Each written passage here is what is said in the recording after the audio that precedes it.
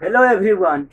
In this lecture, we are going to learn about block diagram slash architecture of Intel 8085. Intel 8085 का 8085 का हम लोग block diagram या उसका आर्किटेक्चर बोलेंगे। आपको क्वेश्चन में आएगा ब्लॉक डायग्राम ऑफ इंटेल 8085, फिर भी आपको यही बनाना है, या आर्किटेक्चर करके बोले फिर भी आपको यही कुछ बनाना है। तो हम लोग ब्लॉक डायग्राम ऑफ इंटेल 8085 को देखेंगे। तो यहाँ पे देखिए आप, ये आपका ब्लॉक डायग्राम ऑफ इंटेल 8085 है। यहाँ पे इंस्ट्रक्शन रजिस्टर है जिसको हम लोग IR लिखे हैं। ये आपका instruction decoder and machine cycle encoding. तो यहाँ पे देखिए इंस्ट्रक्शन रजिस्टर से जो इंस्ट्रक्शन आता है उसको हम लोग देते हैं। इंस्ट्रक्शन रजिस्टर के थ्रू हम लोग जो आपका इंस्ट्रक्शन आता है उसको हम लोग देते हैं। फिर आपका इंस्ट्रक्शन डिकोडर क्या करता है, उसको डिकोड करता है, और फिर मशीन साइकिल को इनकोड करके किसको देता है, टाइमिंग एंड कंट्रोल यूनिट को। यहाँ से आपका कंट्रोल सिग्नल आता है X1 X2, जो एक्सटर्नली हम लोग क्रिस्टल ऑसिलेटर से कनेक्ट करते हैं। यहाँ पे क्लॉक लगा रहता है। फिर यहाँ पे देखिए आपका ये एक्यूमुलेटर है, टेम्पोररी रजिस्टर है, स्टेटस फ्लैग है और अरिथमेटिक एंड लॉजिक यूनिट है। तो यहाँ पे देखिए एक्यूमुलेटर जो है ये आपका 8 बिट का होता है। 8 बिट का रजिस्टर है। कितना बिट का? 8 बिट का रजिस्टर है। आपको ऑब्जेक्टिव में पूछेगा accumulator is 8 bit, 16 bit, 4 bit. तो एक्यूमुलेटर कितना है? 8 बिट का रजिस्टर है। यहाँ पे आप टेम्पोररी रजिस्टर का हम लोग यूज किए हैं। टेम्पोररी रजिस्टर में W एंड Z, W और Z जो है आपका टेम्पोररी रजिस्टर है, जो कि प्रोग्रामर के द्वारा यूज नहीं होता है। प्रोग्रामर जो है इसका यूज नहीं करता है। ये आपका स्टेटस फ्लैग है। स्टेटस फ्लैग भी आपका 8 बिट का होता है, लेकिन उसका हम लोग 5 बिट यूज करते हैं और 3 जो है आपका अनयूज रहता है। तो स्टेटस फ्लैग को भी हम लोग डिटेल में देखेंगे। 5 आपका स्टेटस फ्लैग होता है। फिर आपका अरिथमेटिक एंड लॉजिक यूनिट है, जो कि ऑपरेशन करता है। आपका एडिशन, सब्सट्रैक्शन, मल्टीप्लिकेशन जो भी है वो आपका अरिथमेटिक एंड लॉजिक यूनिट करेगा। और यहाँ पे देखिए आपका 6 जो है आपका 8 बिट जनरल पर्पस रजिस्टर है।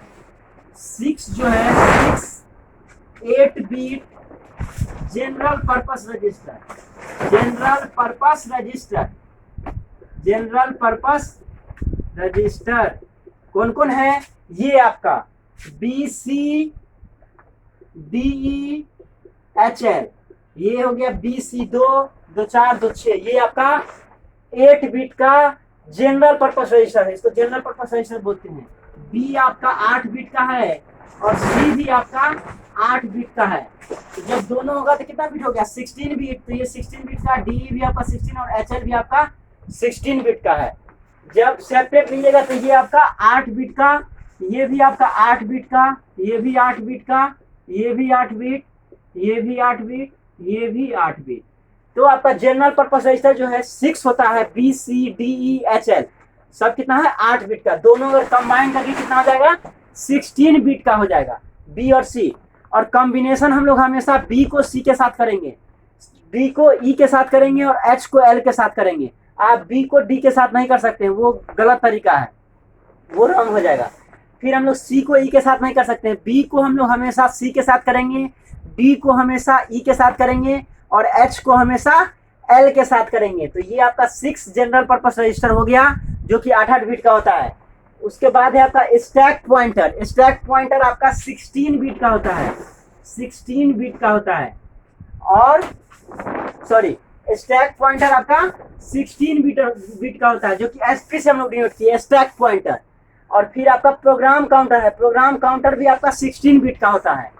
तो ये सब क्या है? रजिस्टर है। प्रोग्राम काउंटर भी रजिस्टर है, स्टैक पॉइंटर रजिस्टर है, BC DE HL सब क्या है? B register, C register, D register, E register, H register, L register, सब रजिस्टर है। एक्यूमुलेटर भी आपका 8 बिट का रजिस्टर है। टेम्पोररी रजिस्टर W और Z ये भी आपका 8 बिट का होता है। फ्लैग, स्टेटस फ्लैग भी आपका 8 बिट का होता है, लेकिन 5 बिट का हम लोग यूज करते हैं और 3 आपका अनयूज रहता है। फिर आपका इंक्रीमेंटर स्लैश डिक्रीमेंटर एड्रेस स्लैश, ये आपका इंक्रीमेंटर डिक्रीमेंटर है। यहाँ से आपका एड्रेस बफर आता है और यहाँ पे डाटा स्लैश एड्रेस बफर।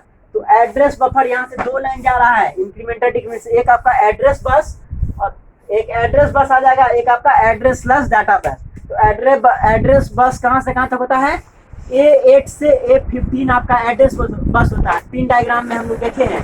और AD0 से AD7 आपका एड्रेस स्लैश डाटा बस होता है। ये आपका AD0 to AD7 by directional होता है, एड्रेस और डाटा बस होता है।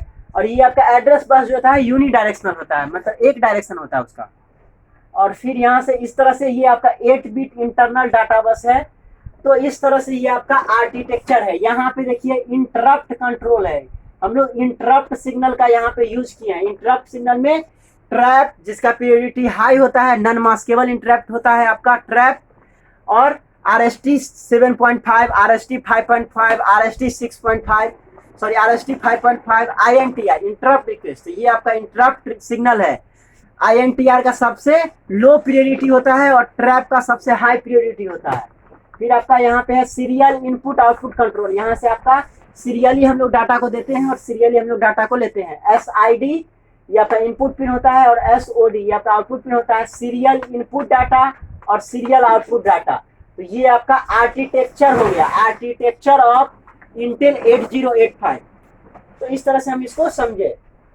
तो आपको ऑब्जेक्टिव में आपको पूछ सकता है जो एक्यूमुलेटर कितने बिट का होता है, स्टैक पॉइंटर कितने बिट का होता है, प्रोग्राम काउंटर कितने बिट का होता है, इंटरप्ट कौन सा होता है, इंटरप्ट सिग्नल में किसका हाई प्रियोरिटी होता है, किसका लो प्रियोरिटी होता है। तो इस तरह का आपका ऑब्जेक्टिव आता है।